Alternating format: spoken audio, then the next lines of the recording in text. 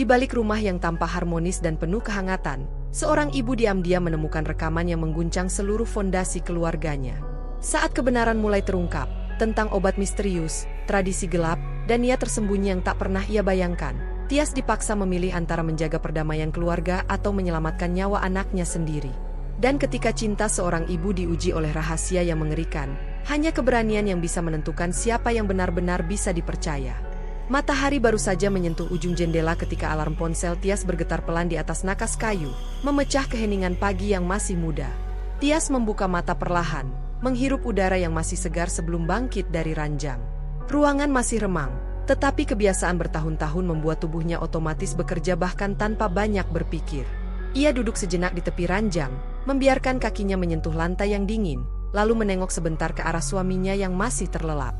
Senyumnya muncul tanpa ia sadari. Bagi Tias, setiap pagi adalah awal baru untuk merawat orang-orang yang ia cintai. Ia melangkah keluar kamar dengan langkah ringan. Dapur adalah tempat pertama yang selalu ia datangi. Begitu lampu dapur menyala, aroma bawang dan daun bawang sisa semalam seolah membisikkan bahwa hari baru telah dimulai. Tias membuka jendela kecil di atas wastafel agar udara segar masuk, lalu memulai aktivitas yang telah menjadi bagian dari hidupnya, menyiapkan sarapan untuk keluarga. Tias membuka lemari es dan melihat bahan makanan yang ia susun rapi malam sebelumnya. Ada sayuran hijau, ayam rebus, potongan buah, dan sebotol kecil madu yang selalu ia gunakan untuk menambah rasa manis alami di minuman bagus. Tias sangat memperhatikan apa yang masuk ke tubuh anaknya. Ia percaya bahwa kesehatan adalah bentuk cinta yang paling nyata. Dengan cekatan, ia memotong wortel dan brokoli, kemudian menyalakan kompor untuk menumisnya dengan sedikit minyak zaitun. Di samping wajan, ia memanaskan air untuk membuat oatmeal yang lembut. Sementara tangannya bekerja, pikirannya melayang pada Bagus, anak laki-lakinya yang baru berusia 5 tahun tetapi sudah cukup pintar mengenali makanan sehat mana yang harus ia makan. Kebiasaan itu tentu bukan tiba-tiba muncul. Tias membiasakan Bagus makan sayur sejak bayi, meski kadang harus berdamai dengan rengekan kecil. Sambil menunggu makanan matang, Tias menyiapkan bekal suaminya. Ia membuka kotak makan bertingkat dan mengisinya dengan nasi merah, tumis sayuran, serta filet ikan yang ia masak setengah matang agar tetap juicy. Ia membungkusnya dengan serbet kain kecil yang rapi, seperti yang selalu ia lakukan. Baginya, menyiapkan bekal adalah salah satu cara menunjukkan perhatian, meskipun suaminya sering bilang ia tidak perlu repot. Tak lama kemudian, langkah pelan terdengar dari koridor. Mertua Tias keluar dari kamarnya, memakai cardigan rajut tipis yang terlihat nyaman. "Pagi, Tias," ucapnya dengan suara hangat yang selalu Tias hormati. "Pagi, Bu," jawab Tias sambil tersenyum. "Saya buatkan teh hangat, ya?" "Boleh, Nak. Terima kasih." Mertua Tias duduk di kursi makan dan memperhatikan Tias bekerja dengan lembut, seolah menikmati ritme pagi yang tidak pernah berubah dari hari ke hari. Suasana itu selalu membuat Tias merasa bersyukur. Sejak menikah, ia dan suaminya sepakat untuk tinggal bersama ibu mertua agar tidak dibiarkan sendirian di masa tuanya. Meski awalnya Tias ragu, ternyata tinggal bersama mertua jauh lebih menyenangkan daripada yang ia bayangkan.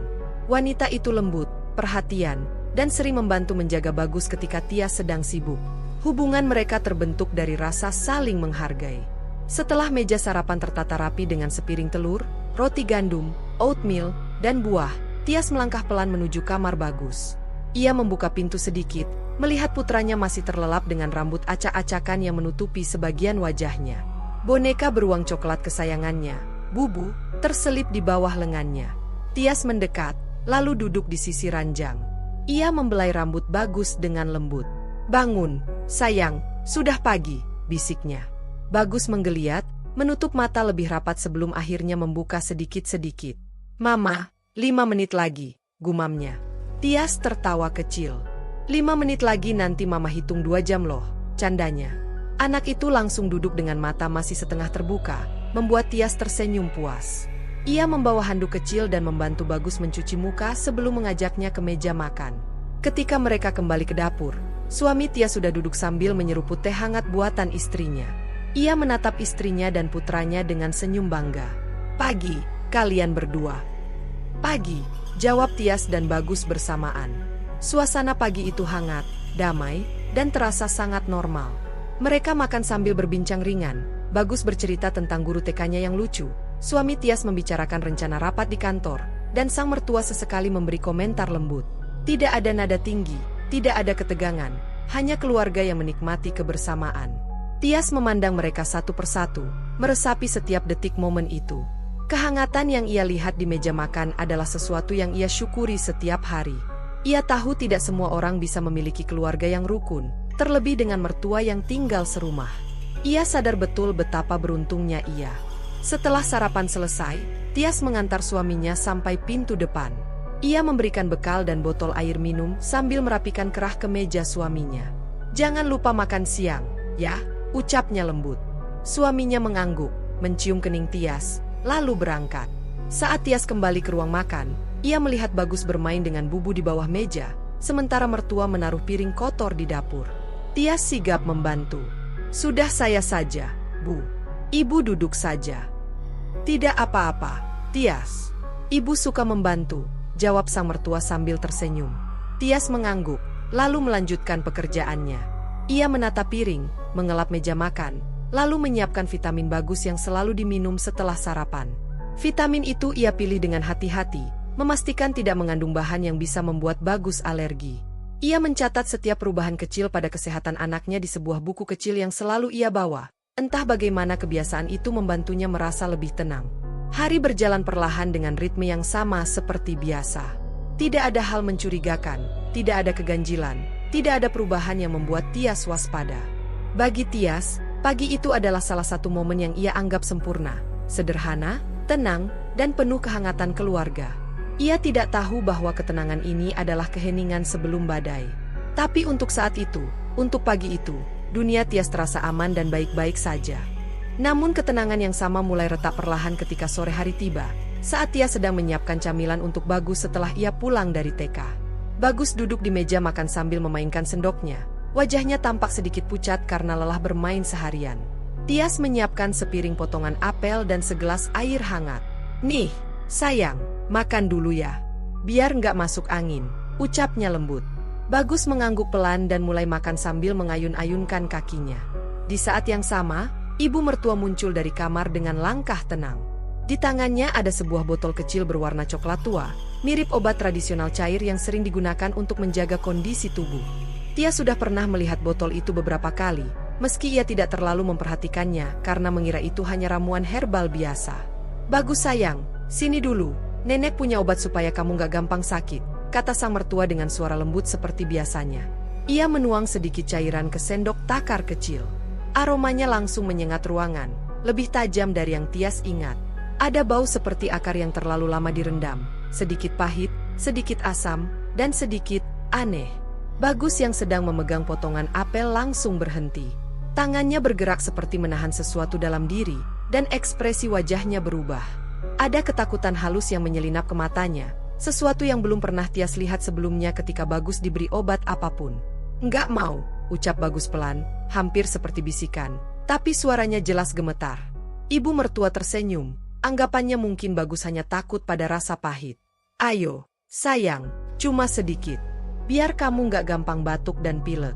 Ini bagus, kok. Dulu papa kamu juga minum ini." "Nggak mau, Nek," ulang Bagus lagi. Kali ini ia mundur sedikit, memeluk boneka bubu yang tadi ia bawa dari kamar. Tias memperhatikan perubahan itu dengan dahi sedikit berkerut. Biasanya Bagus tidak pernah menolak obat. Anak itu memang sensitif terhadap rasa pahit, tapi jika dibujuk dengan lembut, ia akan minum juga. Yang membuat Tias terkejut adalah ekspresi ketakutan Bagus, bukan sekadar tidak suka, melainkan takut seolah obat itu adalah sesuatu yang berbahaya.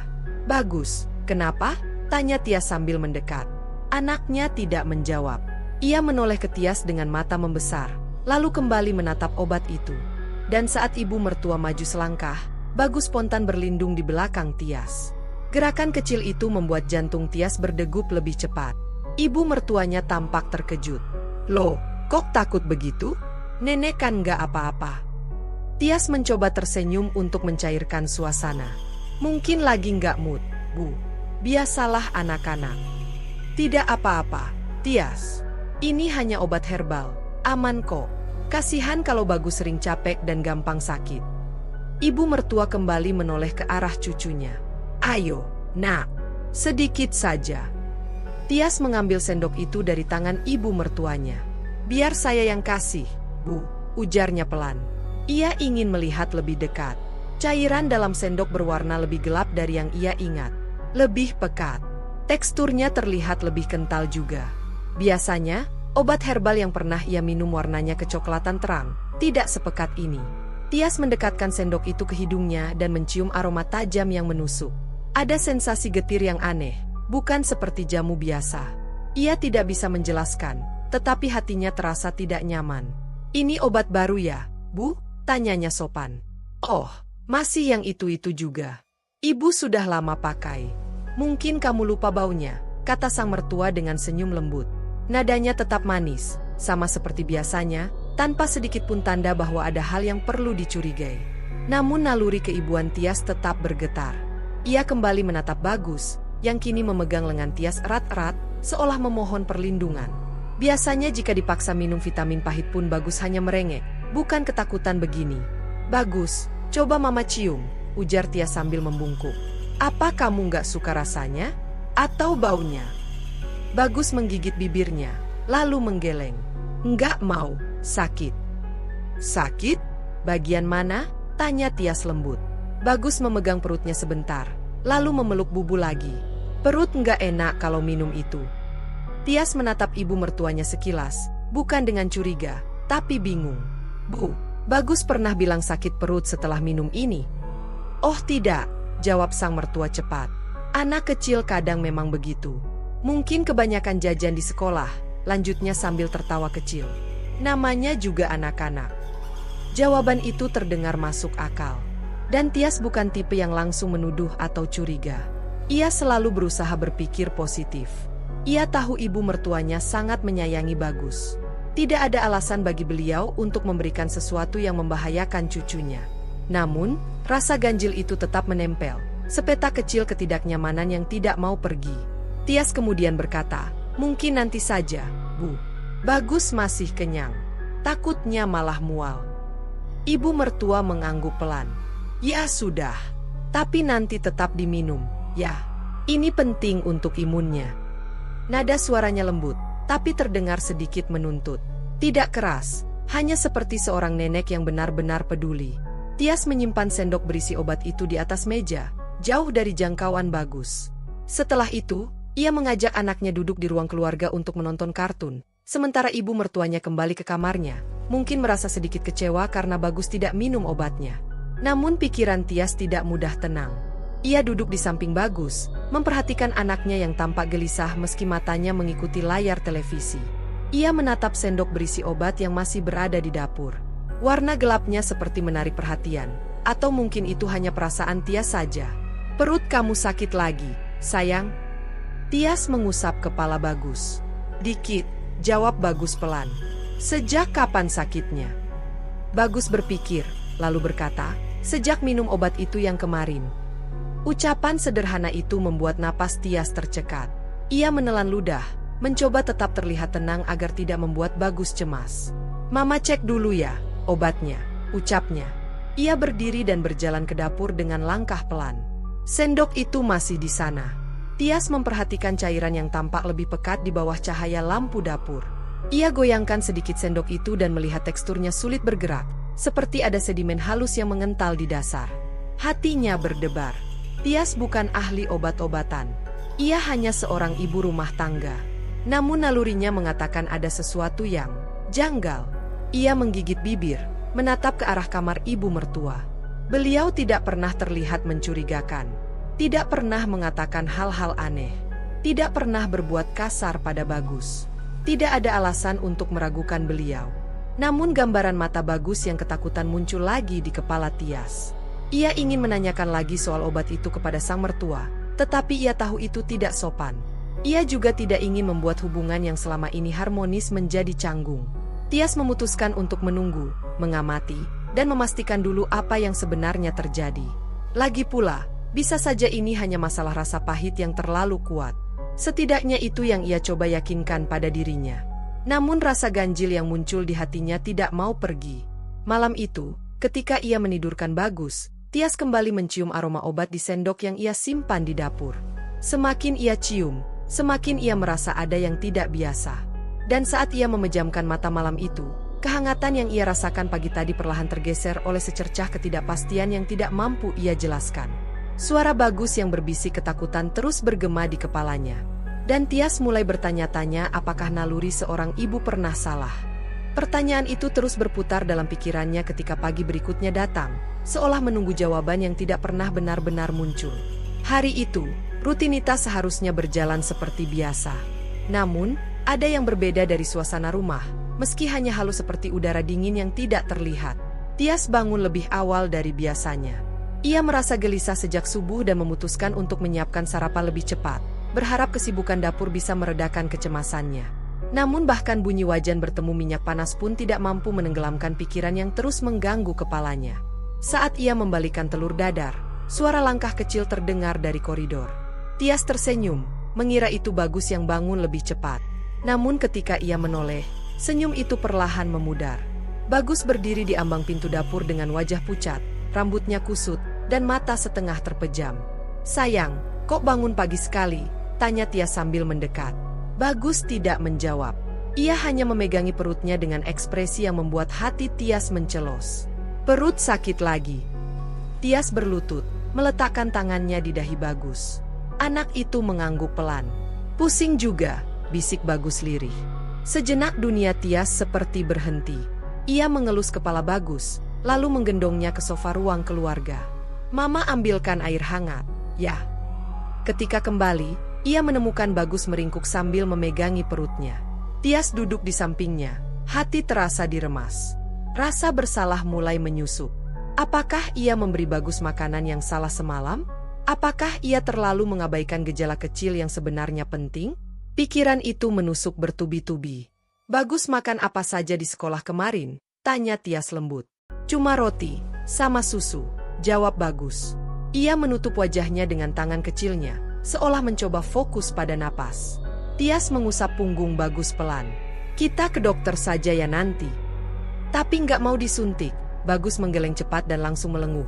Mungkin rasa pusingnya bertambah. "Kalau tidak perlu disuntik, kita tidak suntik," kata Tias, mencoba menenangkan. Suaminya muncul dari kamar dalam keadaan sudah rapi untuk berangkat kerja. Ia memperhatikan Tias dan Bagus dari jarak beberapa langkah. "Kenapa pagi-pagi sudah murung begitu?" Bagus pusing sama sakit perut, jelas Tias tanpa menyembunyikan kecemasannya. Suaminya mendekat, memeriksa dahi Bagus sebentar, lalu berkata, "Ya sudah, mungkin masuk angin. Nanti juga reda. Minumin madu hangat saja." Tias menatap suaminya dengan sorot yang sulit dijelaskan. Ia tahu suaminya tidak bermaksud meremehkan, tapi cara bicaranya selalu membuat Tias merasa sendiri. "Kayaknya bukan cuma masuk angin, Mas. Sudah dari kemarin-kemarin begini." Namanya anak kecil, Tias. Kadang memang begitu. Jangan terlalu cemas. Kata-kata itu seperti menyiram air dingin ke hatinya. Jangan terlalu cemas? Bagaimana mungkin seorang ibu tidak cemas melihat anaknya kesakitan sejak kemarin? Namun Tias menahan diri.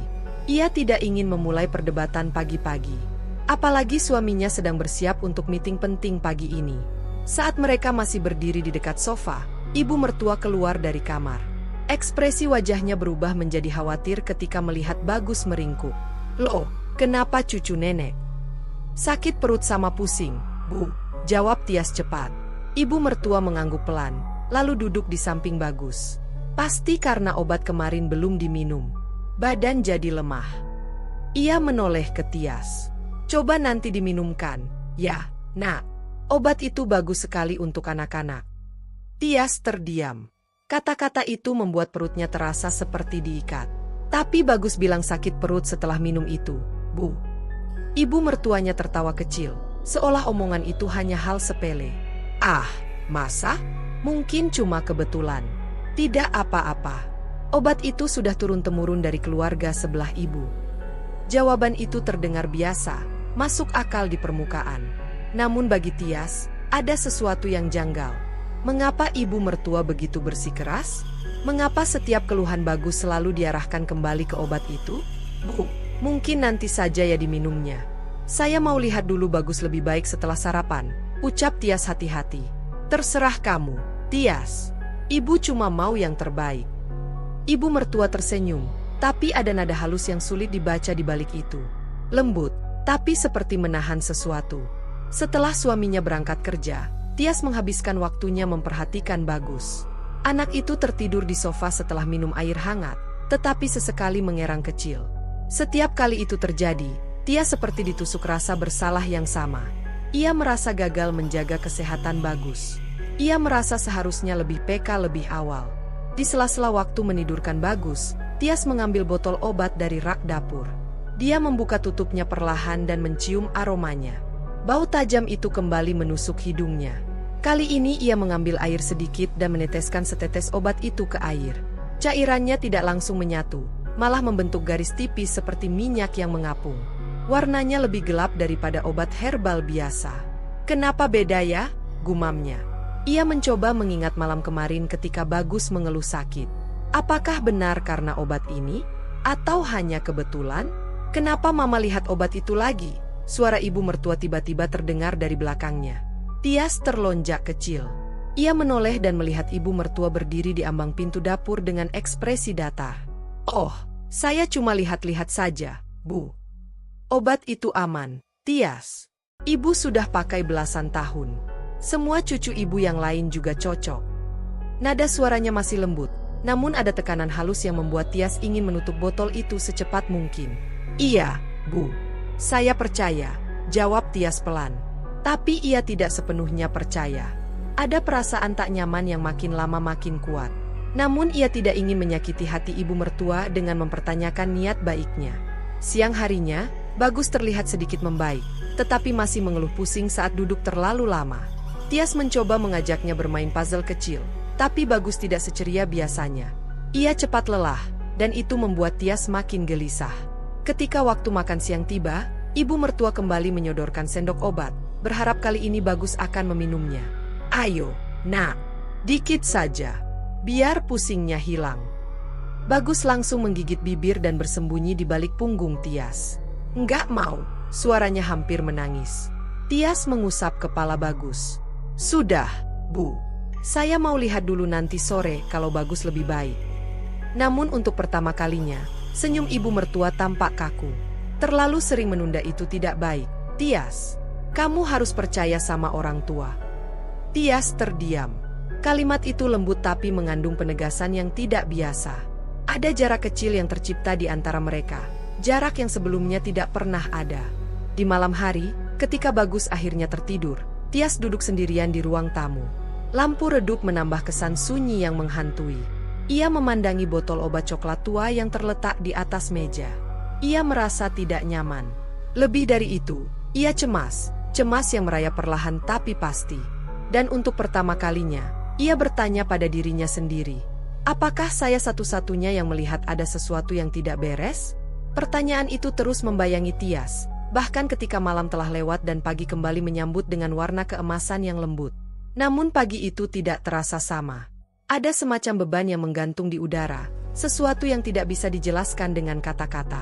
Tias merasa gelisah sejak bangun tidur, seolah firasatnya mencoba memperingatkan sesuatu. Seperti biasa, ia menyiapkan sarapan dan membangunkan Bagus. Namun, ketika hendak mengajak Bagus mandi, anak itu tiba-tiba membungkuk sambil menekan perutnya. Wajahnya memucat, dan sebelum Tias sempat bereaksi, muntah kecil keluar dari mulut Bagus. "Bagus! Ya Allah, sayang, kenapa lagi?" Tias panik sambil memegangi bahu anaknya. Bagus menangis lirih. "Perut sakit, Ma." Tias menggendongnya cepat ke kamar mandi, membersihkan tubuh kecil itu dengan hati-hati, lalu membawanya ke kamar untuk berbaring. Ia memberi Bagus air putih sedikit demi sedikit. Namun setiap menelan, anak itu terlihat menahan mual. Saat Tias hendak mengambil handuk basah untuk kompres, ibu mertua masuk dengan ekspresi khawatir. "Kenapa Bagus? Muntah lagi?" "Iya Bu, sejak tadi pagi perutnya sakit," jawab Tias. Suaranya jelas mengandung kecemasan. Ibu mertua duduk di sisi ranjang dan menghela napas. Ini karena obat itu belum diminum juga. Tubuhnya butuh penyeimbang. "Ayo, sekarang minum lagi 1 sendok." Tias spontan menoleh. "Bu, mungkin jangan dulu, Bagus baru muntah." "Justru karena itu," jawab ibu mertua lembut, namun ada penekanan kuat dalam suaranya. Obat itu untuk menetralisir. Kalau tidak diminum, perutnya makin kacau. Tias terdiam. Ia tidak ingin membantah, terlebih hubungan mereka selama ini baik. Namun ia juga melihat Bagus menggenggam selimut erat-erat ketika mendengar kata obat. Anak itu memalingkan wajah, tubuhnya sedikit bergetar.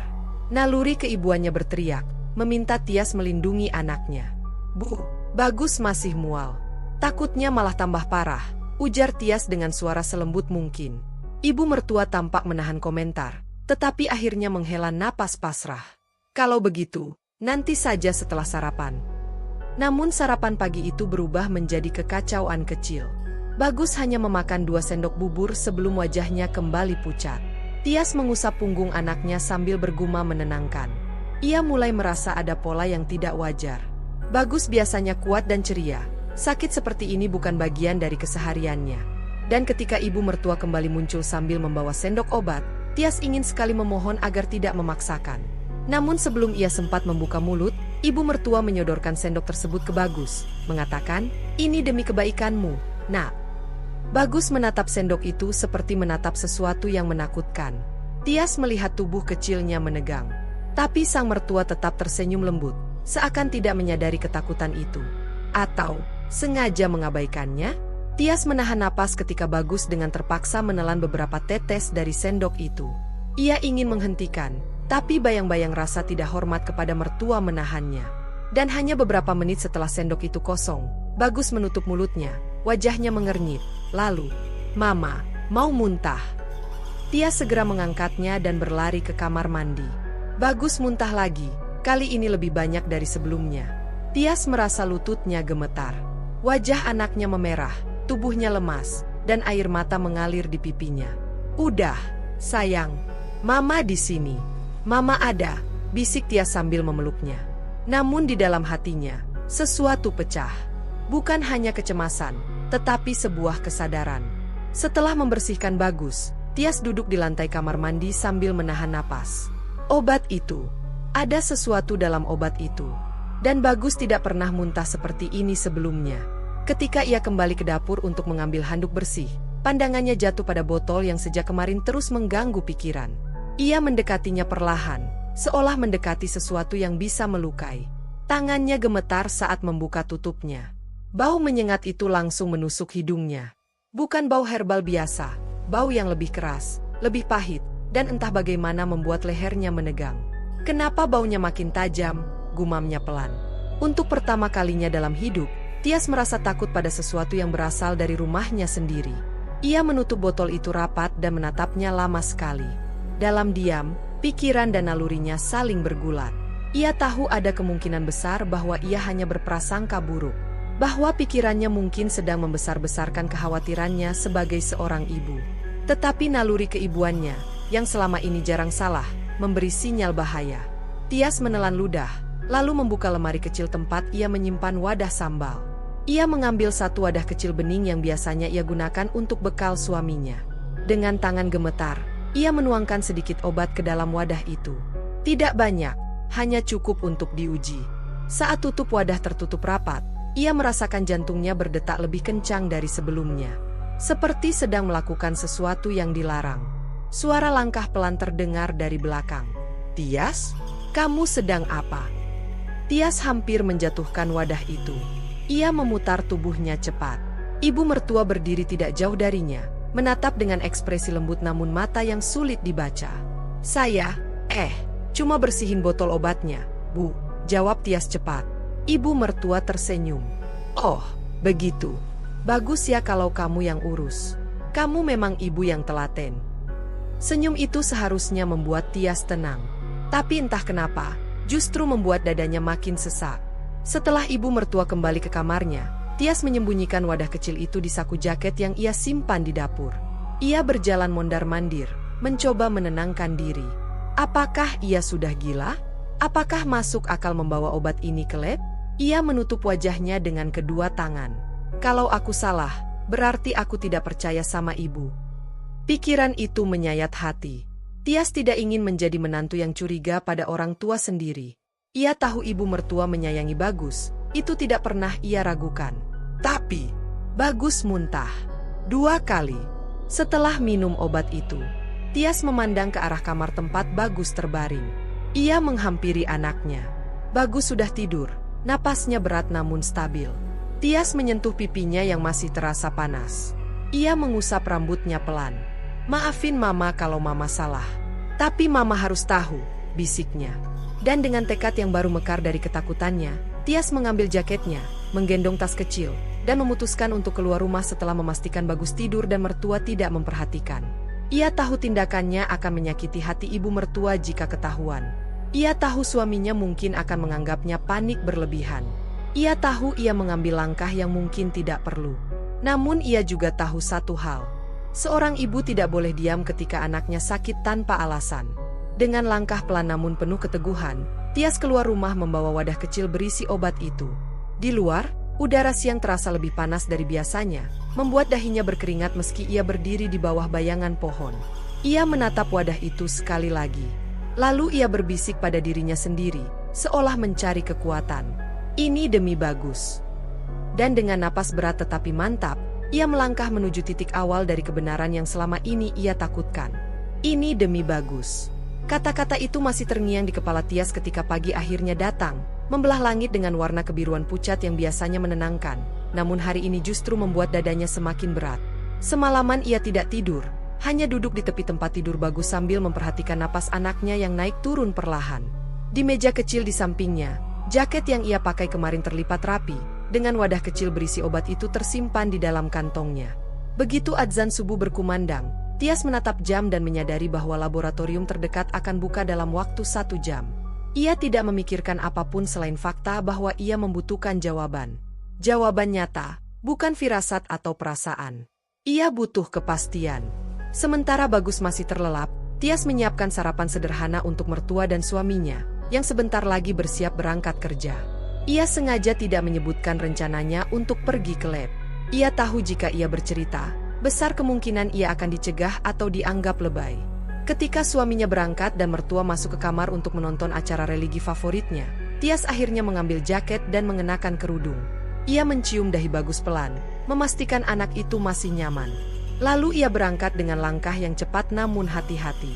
Laboratorium tidak jauh, tetapi rasanya seperti perjalanan terpanjang dalam hidupnya. Tias tidak berhenti menggenggam tasnya erat, takut wadah itu pecah atau hilang. Ia bahkan membungkusnya dengan 2 lapis tisu agar tidak bergeser. Setibanya di laboratorium, ruangan itu tampak lengang dengan aroma khas antiseptik yang menusuk hidung.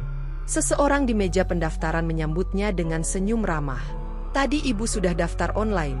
tanya petugas perempuan berusia 30-an. Tias menggeleng. "Belum, Bu. Saya mau periksa sampel obat."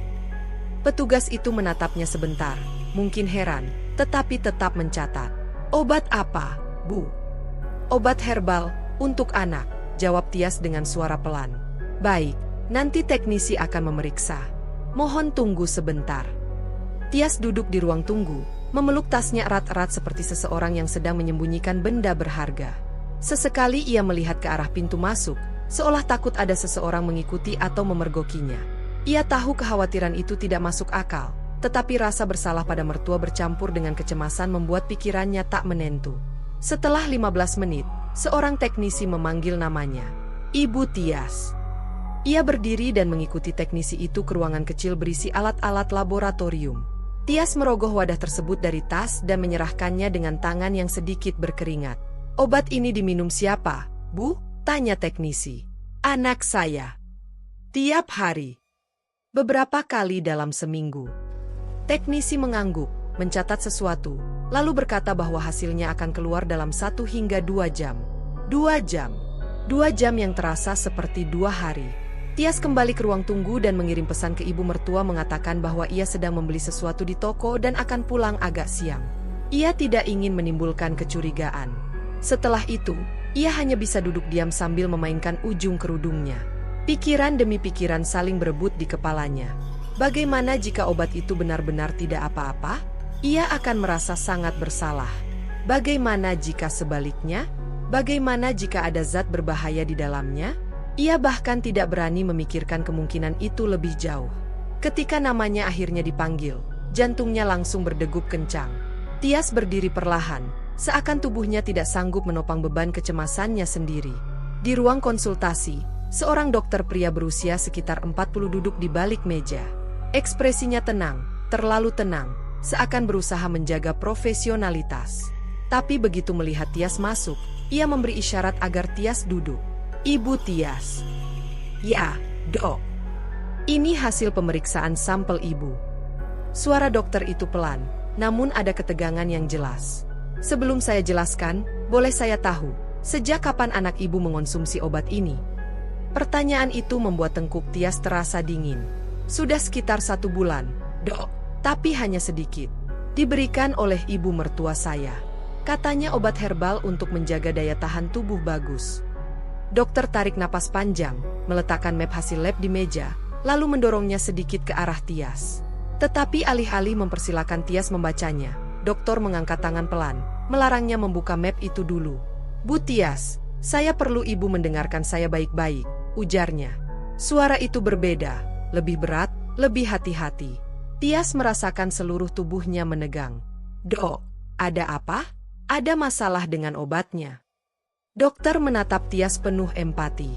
"Sebenarnya, iya, Bu. Ada kandungan yang tidak seharusnya ada dalam obat herbal, apalagi untuk anak kecil." Dunia seakan berhenti. Tias memandang dokter tanpa berkedip. Suaranya tercekat. "Maksud dokter, apa?"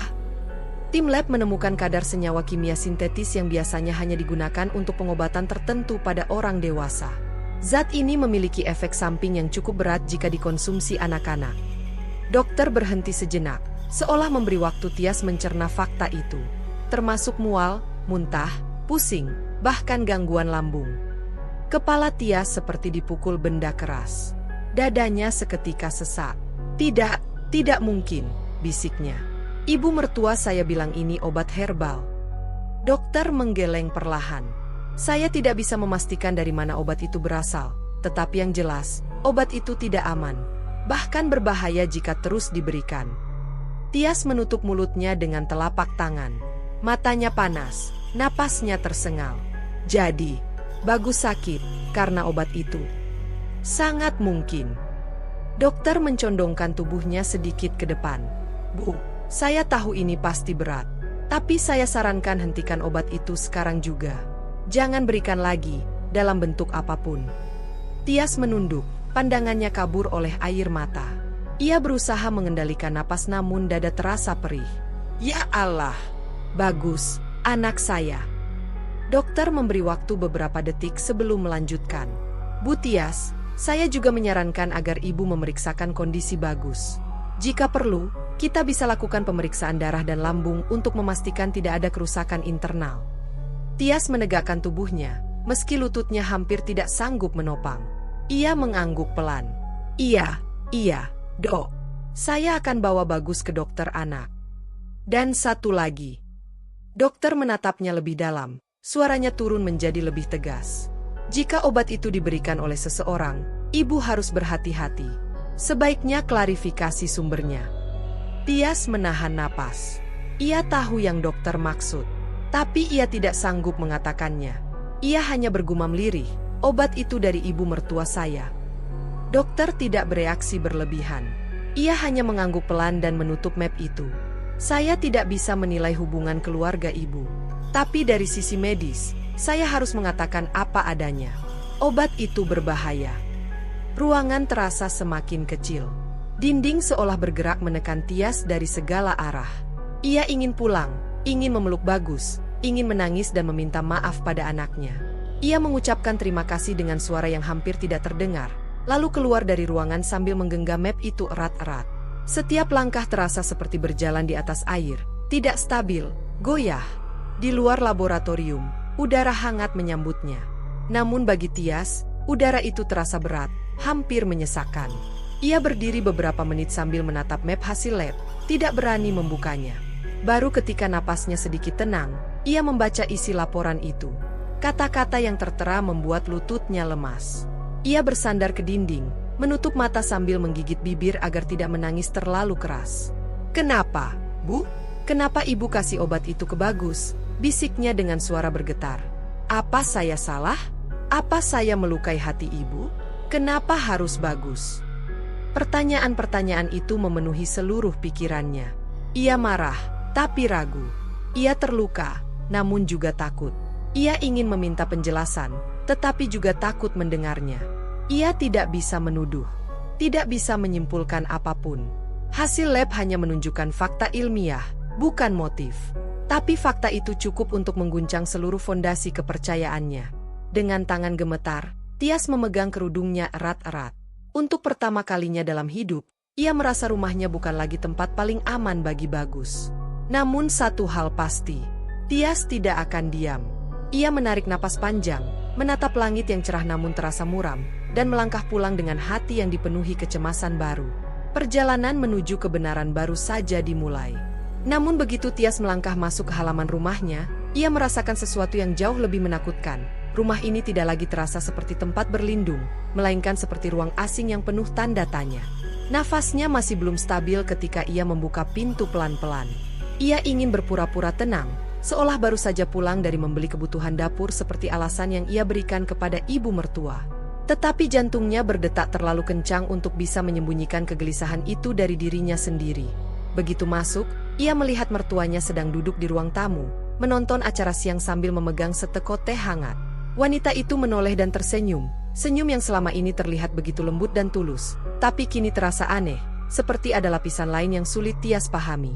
"Kamu baru pulang, Tias?" tanya ibu mertua dengan nada biasa saja. "Iya, Bu," jawab Tias sambil meletakkan tasnya. Suaranya nyaris bergetar, tapi ia berusaha menjaga agar terdengar senormal mungkin. "Bagus sudah makan." "Sudah, tadi ibu suapin sedikit bubur," jawabnya dengan senyum bangga. Anaknya kelihatan lebih segar sekarang. Tias mengangguk kecil. "Terima kasih, Bu." Ia ingin menanyakan satu hal, apakah ibu memberi Bagus obat itu lagi? Pertanyaan itu sudah ada di ujung lidahnya, tetapi ia menahannya. Bukan sekarang. Tidak saat ia belum punya bukti yang kuat, belum saat ia masih berusaha menyatukan kepingan-kepingan ketakutan yang belum berbentuk. Ia melangkah ke kamar Bagus. Anak itu sedang berbaring sambil menonton kartun di televisi kecil yang terpasang di pojok ruangan. Begitu melihat ibunya, Bagus tersenyum kecil. "Mama, sudah pulang?" "Sudah, sayang." Tias duduk di sampingnya, mengusap pipi lembut Bagus. "Gimana perutnya?" "Masih agak mual," jawabnya lirih. Kata itu saja sudah cukup menghantam dada Tias, mengingat hasil laboratorium tadi pagi. Tapi ia memaksa tersenyum. "Istirahat dulu, ya. Mama ada di sini." Sambil mengusap rambut anaknya, Tias melirik sekeliling kamar. Ia memperhatikan dengan seksama, sesuatu yang awalnya tidak ia lakukan. Boneka beruang Bagus tergeletak di kursi kecil, lemari baju sedikit terbuka, dan gelas minum di meja samping ranjang setengah kosong. Namun ada satu hal yang membuatnya benar-benar berhenti bergerak. Obat itu. Botolnya berada di rak paling atas, sedikit terbuka, posisi yang tidak seperti biasanya. Tias tahu ia tidak menyentuhnya sejak kemarin. Bagus pun tidak mungkin menjangkaunya. Artinya, ada orang lain yang masuk. Ia menelan ludah. Ruangan terasa lebih sempit dari sebelumnya. Ia melirik ke arah pintu kamar yang sedikit terbuka dan memikirkan kemungkinan bahwa ibu mertua masuk tanpa memanggilnya. Tapi kenapa? Apakah beliau berniat memberikan obat itu lagi? Padahal Bagus baru saja muntah semalam. Tias memejamkan mata sesaat, menenangkan diri sebelum kecemasannya berubah menjadi emosi yang meledak. Ia tidak boleh bereaksi tanpa bukti. Ia harus tetap rasional, meski hatinya dihantam gelombang ketakutan yang tidak ia pahami sepenuhnya. Menjelang sore, suaminya pulang. Tias menunggu sampai anaknya tertidur di kamar sebelum ia memberanikan diri bicara. Mereka duduk di ruang keluarga, sementara mertua memasak sesuatu di dapur. Aroma tumisan memenuhi udara. Biasanya menenangkan, tapi sekarang terasa mengganggu. "Mas, aku mau bicara," kata Tias pelan. Suaminya melepas dasi, lalu duduk di sebelahnya. "Kenapa? Kamu terlihat pucat dari tadi. Ada masalah?" Tias ragu sejenak. Ia tidak tahu harus mulai dari mana. Aku bawa obat yang ibu kasih ke Bagus, ke laboratorium." Suaminya menatapnya, bingung. "Untuk apa?" "Soalnya Bagus semakin sering muntah. Dia pusing, perutnya sakit. Aku takut ada yang salah sama obat itu." Ya Allah, Tias, suaminya memijat pangkal hidung. Itu obat herbal. Ibu yang kasih. Kamu bukannya percaya sama ibu. Mas, dengar dulu. Tias menatapnya serius. Suara bergetar. Hasil labnya, ada zat yang tidak seharusnya untuk anak kecil. Suaminya terdiam sejenak, kemudian tertawa kecil. Bukan mengejek, tapi lebih kebingung. Hah? Masa sih? Pasti salah labnya. Atau kamu salah paham? Mas, dokter yang bilang, desaknya. Tias, suaminya menepuk lututnya pelan. Kamu tuh terlalu mudah cemas. Terlalu protektif. Bagus muntah sedikit, kamu panik. Anak kecil itu wajar kalau kadang pusing atau mual. Tias merasa wajahnya panas. Ini bukan cuma pusing biasa. Suaminya menghela napas panjang. Ibu nggak mungkin kasih yang aneh-aneh ke Bagus.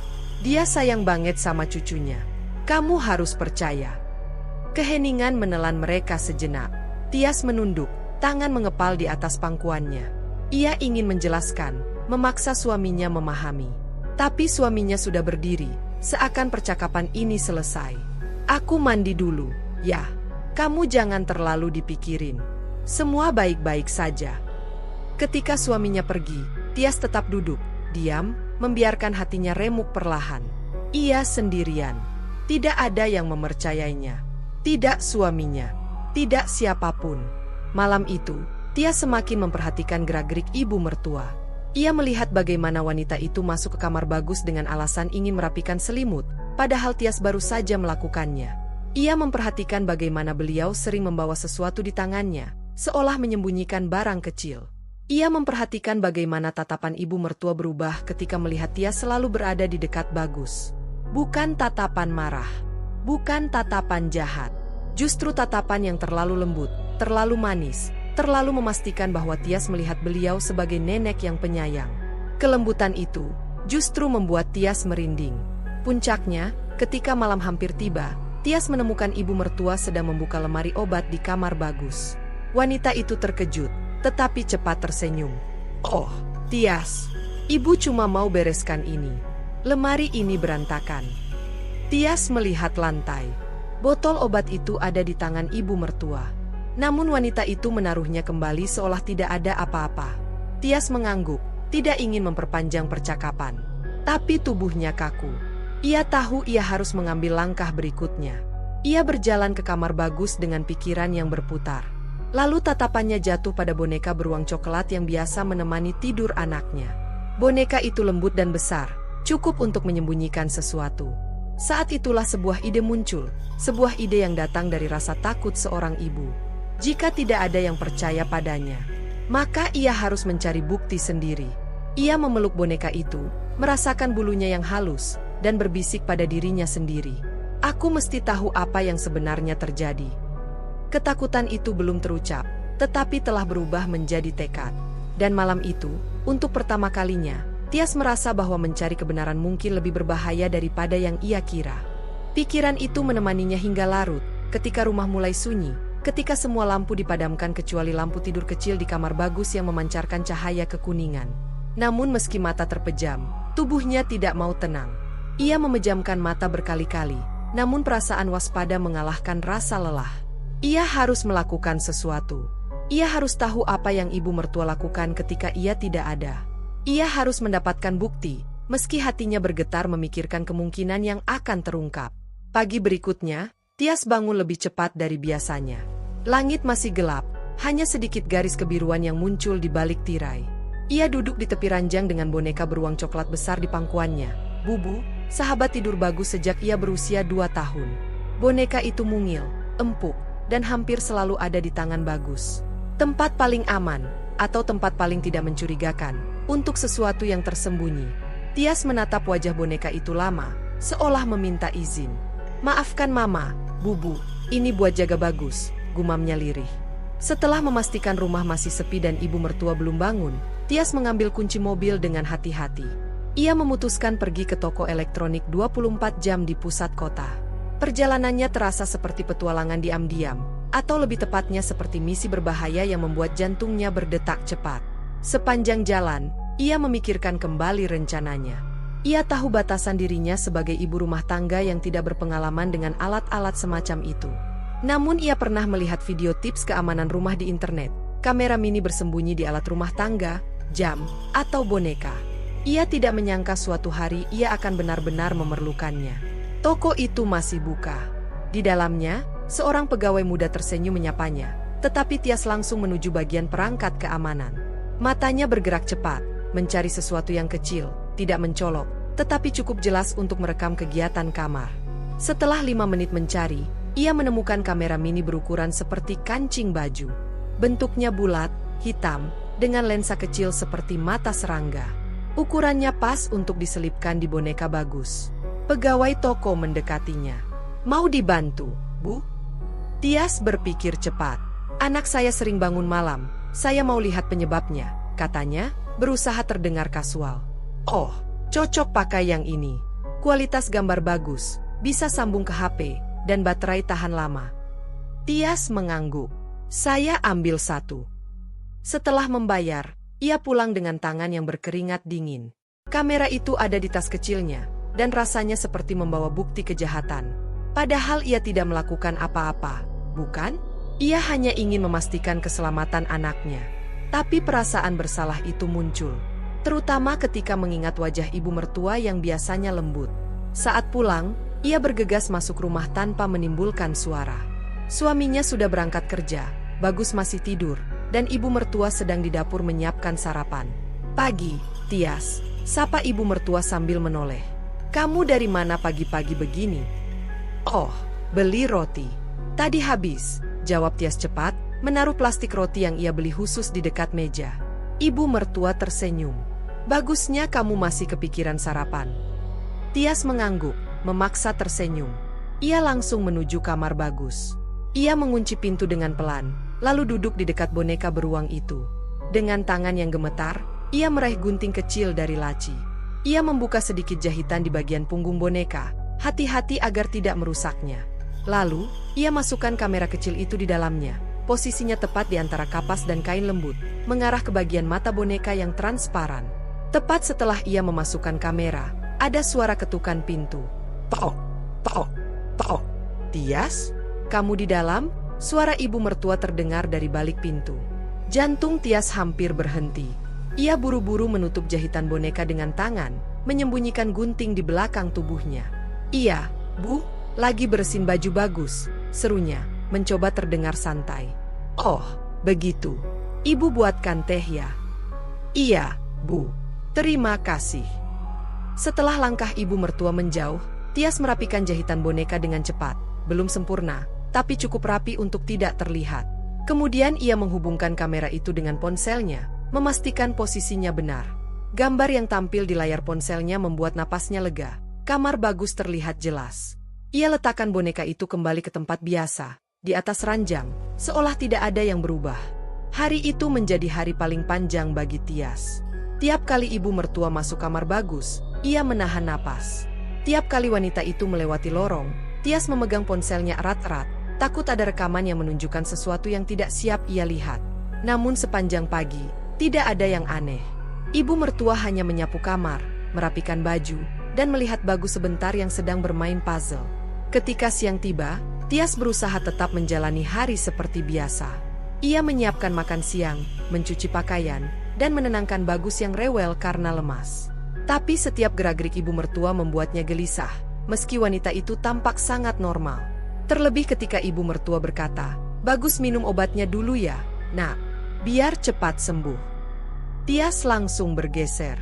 "Biar saya yang kasih, Bu." Ibu mertua tersenyum, seolah mengalah. "Oh, baik. Ibu kira kamu sibuk." Tias menahan dingin di dadanya.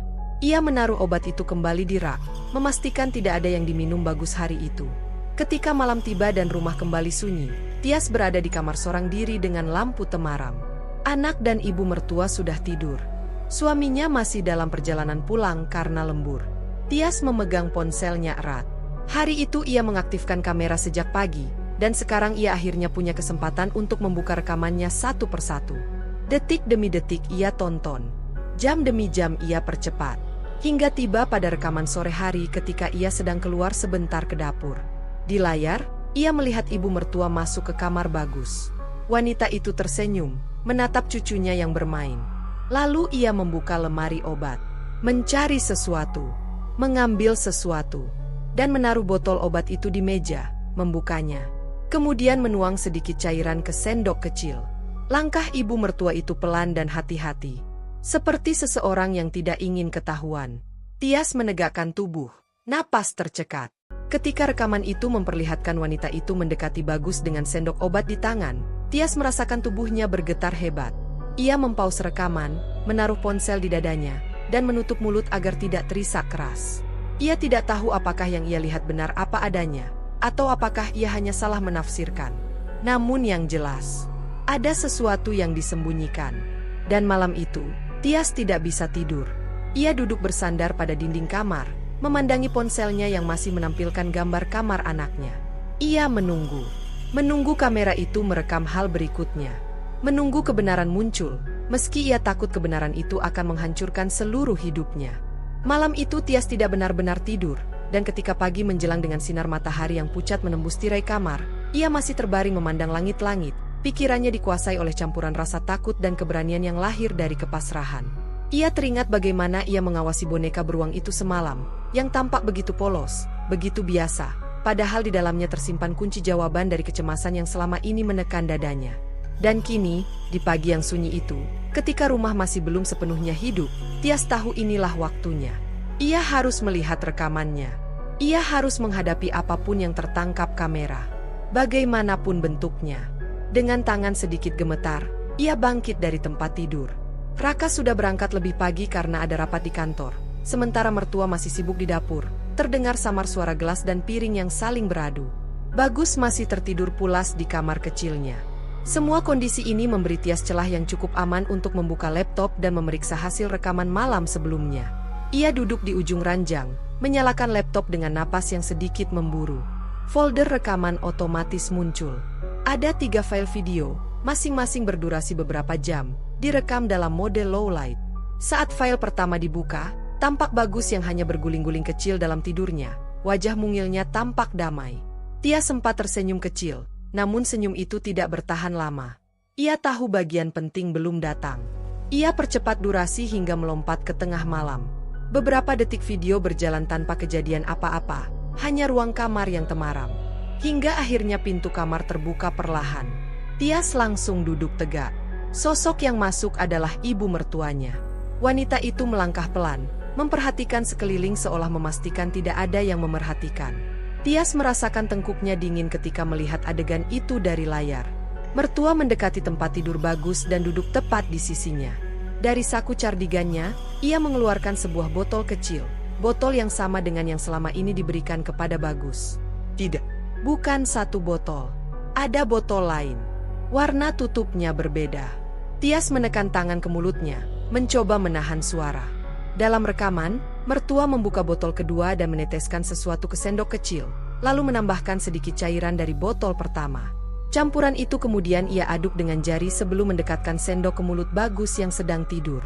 Bagus menolak secara refleks, wajahnya meringis, tubuhnya menggeliat. Tetapi mertua menahan dagu Bagus dengan lembut, seperti seorang nenek penyayang yang sedang memberi obat. Hanya saja, kali ini kelembutan itu tidak lagi terlihat murni. Ada sesuatu yang gelap melingkupi gerakannya. Lalu terdengar suara lirih, mertua seperti berbicara pada diri sendiri. Bagus harus kuat, harus ikut aturan. Ini bagian mereka. Keluarga kita sudah berjanji jauh sebelum kau lahir, Nak. Tias merasa jantungnya seperti diremas. Bagian siapa? Aturan apa? Janji apa? Suara lirih itu berlanjut, tetapi kini lebih tremor, seperti seseorang yang berbicara di bawah tekanan keyakinan yang ia sendiri tidak mampu pertanyakan. Semua demi keselamatan, demi menjaga arwah mereka tenang. Ini tidak akan lama, hanya sampai waktunya tiba. Tias menahan napas. Tubuhnya terasa lemas. Kata arwah membuat bulu kuduknya berdiri. Rekaman terus berputar. Mertua menatap cucunya dengan wajah yang antara iba dan terpaksa, lalu akhirnya mencium kening Bagus. Setelah itu ia berdiri, memandangi kamar seolah mencari sesuatu, dan tanpa sadar melirik tepat ke arah boneka beruang di sudut ranjang. Tias membeku. Selama 2 detik, mertua menatap boneka itu, tatapan yang tidak bisa diartikan. Seperti menyadari sesuatu. Seperti menimbang. Namun kemudian ia berbalik, berjalan menuju pintu, dan menghilang di balik gelap koridor. Tias tidak segera menghentikan video. Ia menatap layar yang kini hanya memperlihatkan Bagus yang tidur gelisah, sesekali mengerang, sesekali meringkuk seperti sedang menahan sesuatu di dalam tubuhnya. Air mata yang sejak tadi ia tahan akhirnya jatuh, pecah dengan suara yang nyaris tidak terdengar. "Ya Tuhan, apa yang sebenarnya terjadi?" bisiknya. "Apa yang ibu berikan ke anakku?" Tubuhnya bergetar, bukan hanya karena takut, tetapi karena rasa marah yang tidak pernah ia rasakan sebesar ini. Marah pada keadaan yang membuatnya buta begitu lama. Marah pada dirinya sendiri yang dulu percaya begitu saja, bahwa semua perhatian mertua murni demi kebaikan Bagus. Marah karena ia tidak pernah mempertanyakan apapun.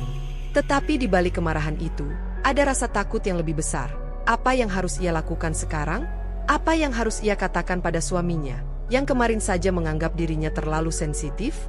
Bagaimana mungkin ia menunjukkan rekaman ini tanpa menimbulkan badai besar dalam keluarga mereka? Bagaimana jika Raka tidak percaya? Bagaimana jika mertua tahu bahwa ia sedang diawasi? Dan yang paling menyakitkan dari semua pertanyaan itu, bagaimana jika Bagus sudah terpapar zat berbahaya itu terlalu lama? Tias memeluk dirinya sendiri, ingin berteriak tetapi menahan demi tidak membangunkan anaknya. Di dalam hatinya, ia tahu bahwa setelah melihat rekaman ini, tidak ada jalan untuk kembali. Ia tidak lagi bisa pura-pura bahwa semuanya baik-baik saja. Tidak lagi bisa membiarkan Bagus dalam bahaya. Tidak lagi bisa menyangkal bahwa ada sesuatu yang amat salah di rumah ini. Ia harus bertindak, walau sendirian. Walau suaminya tidak percaya. Walau risikonya besar. Tias menutup laptop dengan tangan gemetar, mengusap air matanya, dan menatap pintu kamar Bagus. Di dalam keheningan pagi yang mulai ramai, dalam rumah yang tampak begitu normal di mata orang lain, hidup seorang ibu yang baru saja menemukan kenyataan pahit. Kebenaran terkadang lebih menakutkan daripada prasangka. Dan apapun yang terjadi berikutnya, ia tidak boleh mundur. Karena nyawa anaknya mungkin sedang dipertaruhkan.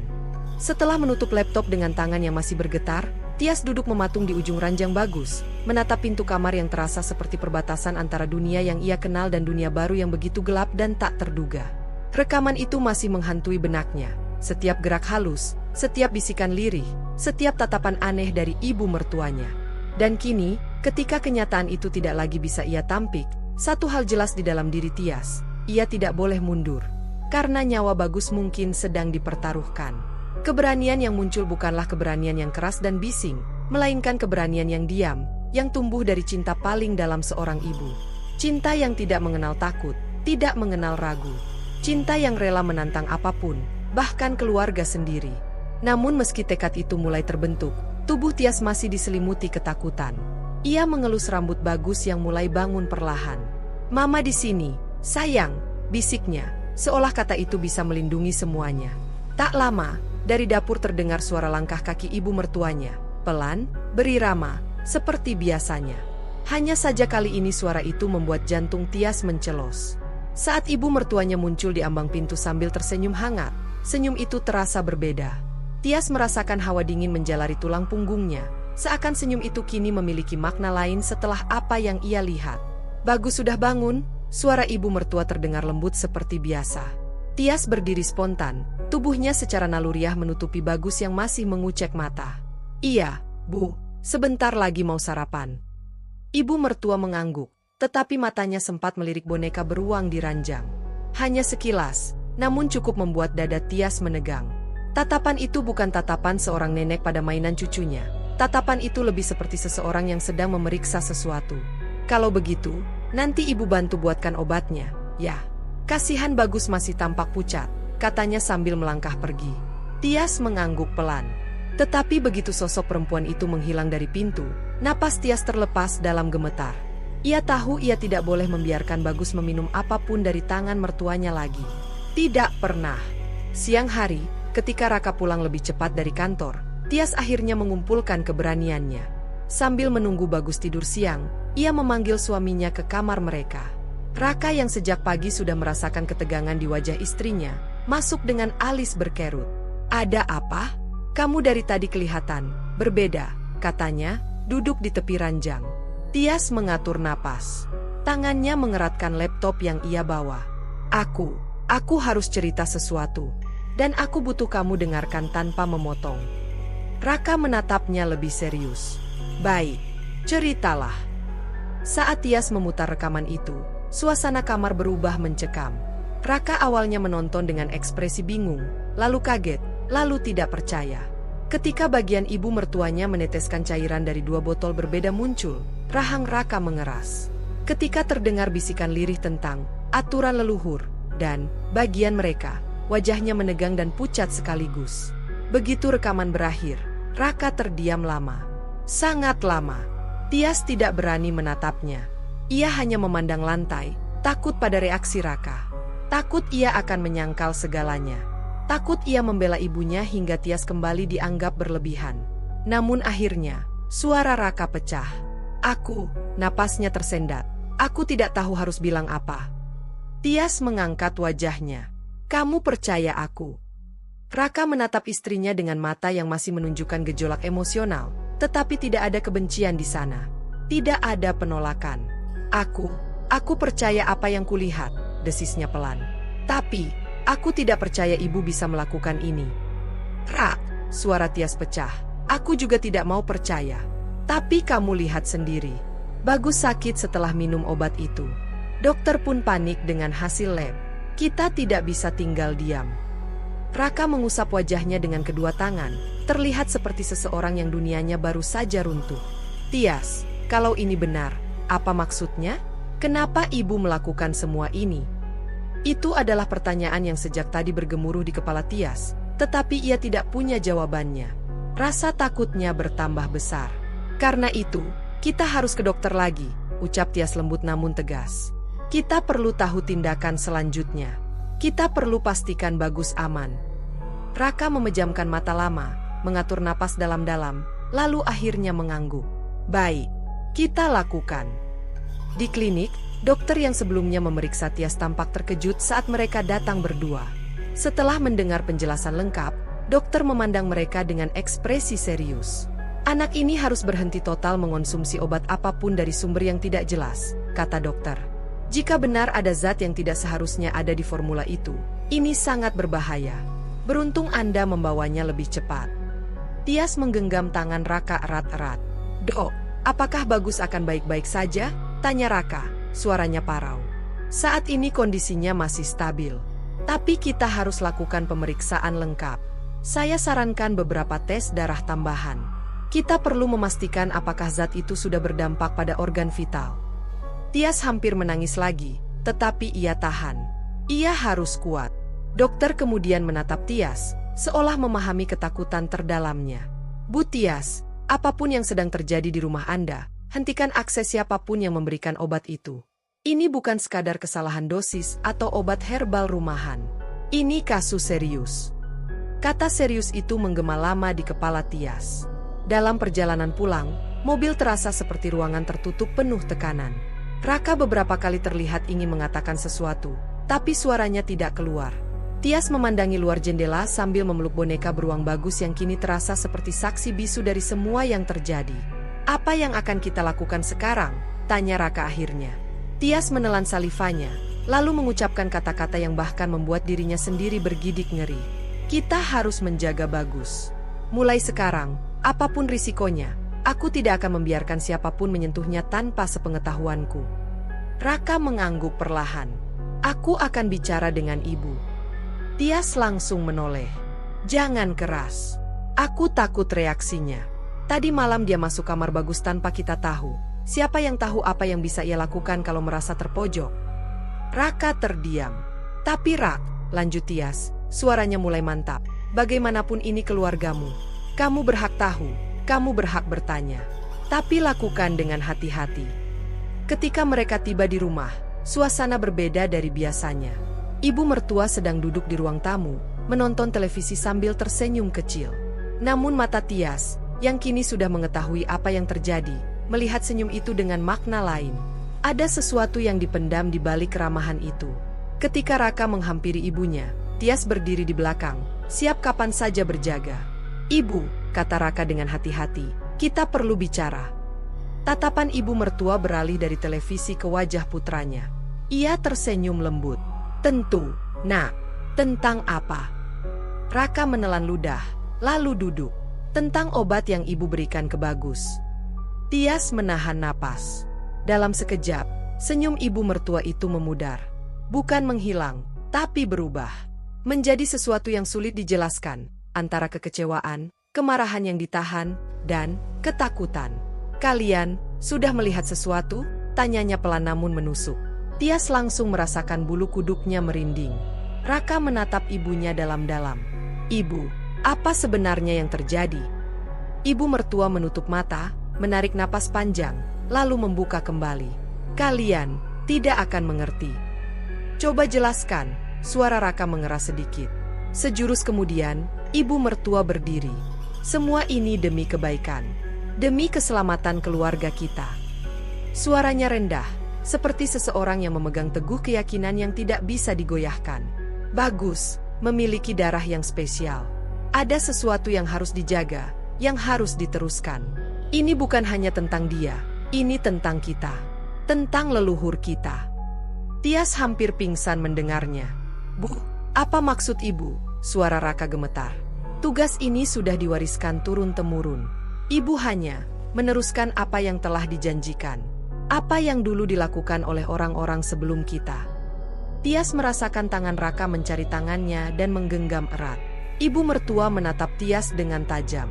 Dan kamu tidak pernah mengerti apapun tentang keluarga ini. Tias melangkah mundur otomatis. Situasi semakin tegang. Ruangan seolah menutup. Udara berat memenuhi paru-paru. Namun di momen itu, keberanian Tias muncul sepenuhnya. Ia berdiri tegak, suaranya bergetar namun tegas. Saya tidak peduli soal kepercayaan, tradisi, atau apapun itu. Yang saya tahu satu, saya adalah ibu Bagus. Dan saya tidak akan membiarkan siapapun, termasuk ibu, menyakiti anak saya. Kata-kata itu seperti pedang yang memutus rantai panjang ketakutan. Ibu mertua terdiam. Tatapannya berubah. Ada sesuatu yang runtuh di wajahnya, entah ego, entah rahasia yang selama ini ia pegang erat. Raka berdiri di samping Tias. Kami akan menjaga Bagus, katanya mantap. Mulai hari ini, obat itu tidak boleh lagi diberikan. Titik. Senyum tipis muncul di bibir ibu mertua, senyum yang tidak bisa dibaca. Kalian pikir kalian bisa menghapus apa yang sudah dimulai? Tapi Raka tidak mundur. Kami akan melakukan apapun. Tias menggenggam lebih kuat tangan suaminya.